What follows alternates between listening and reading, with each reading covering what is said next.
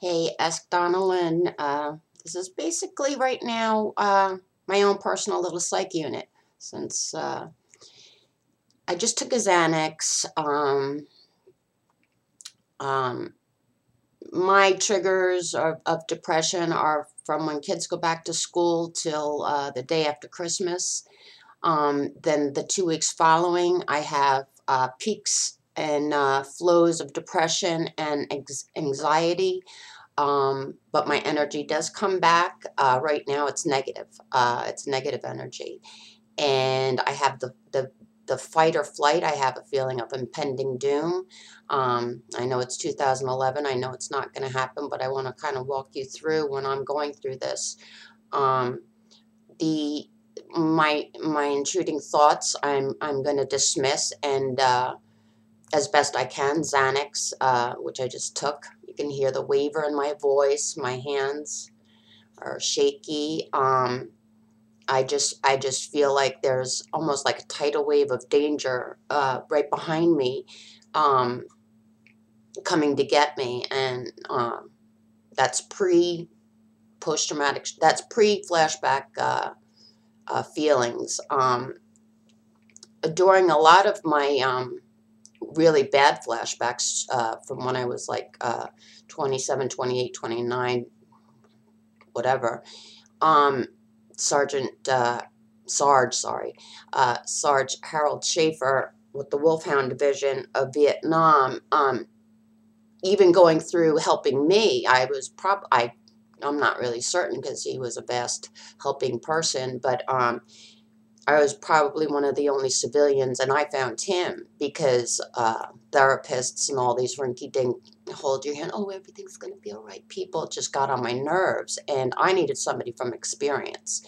And all the questions I asked, of the things that I was doing, night stalking, hiding weapons from my past, um, waking up in the morning with dirt under my fingernails when I was dating somebody who owned a bar in Locust Valley. Um, I mean, there's a lot of things that I went through, and he said they were all normal for what I went through. And he was triggered into going into psych units, and he never stopped answering my phone call. So I just want to talk a little bit about medication and how to get out of this situation since I'm in it right now.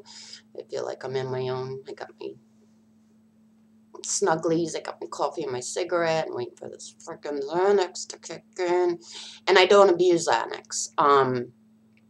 A lot of medications you're not going to get if you do abuse them. I had an ex who thought it was, and I'm a medic.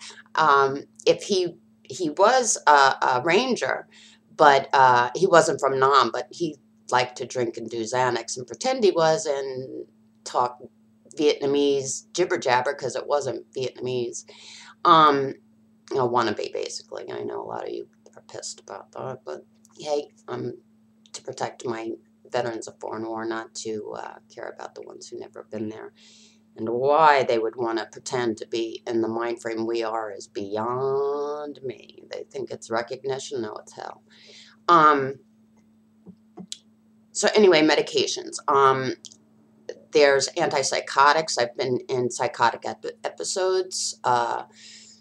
There's psychotic medication. There's nothing wrong with taking these things. I want to burst out that friggin' stereotype that there's something wrong. Yeah, there was something wrong.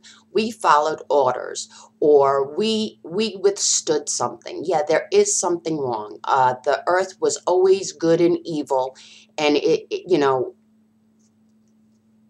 I just think back to like 200 years ago, and what, say, the scullery maids in England had to go through. And I mean, we've always been an evil society.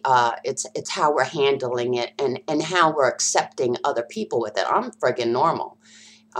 If, you know, my brain is broken, it's going to be forever broken because I endured 5 years every single day of going through bad situations.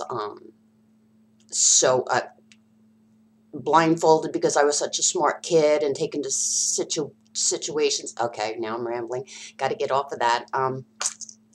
That's what we don't want to do. We don't want to keep yeah, Gotta stay with my new mouth. Focusing on the negative. We want to remove ourselves from that situation. If it's important enough, we'll remember later on. We don't need to focus on it at that time. Scars don't lie. After a flashback and you're able to cope with your situation, go look for that scar. It's going to be there. Scars are one way of telling your brain, yeah, you went through this. So I hope that helped. Thanks for being with me while I look like shit in the morning. And I'm here for you. When I say Ask Donna Lynn, you don't have to give your name. I'm just bringing up situations. So, show John. And anybody who says you've got a problem, show them what a problem is.